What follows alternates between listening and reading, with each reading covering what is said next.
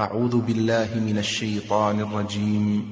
يا أيها الذين آمنوا هل أدلكم على تجارة تنجيكم من عذاب أليم تؤمنون بالله ورسوله وتجاهدون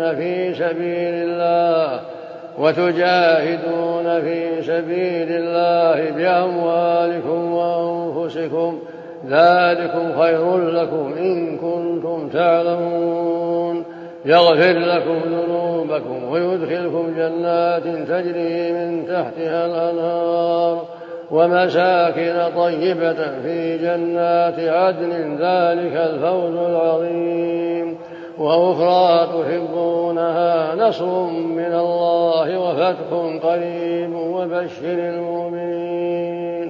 يا أيها الذين آمنوا كونوا أنصار الله كما قال عيسى ابن مريم للحواريين من أنصاري إلى الله قال الحواريون نحن أنصار الله فآمنت طائفة من بني إسرائيل وكفرت طائفة فأيدنا الذين آمنوا على عدوهم فأصبحوا ظاهرين.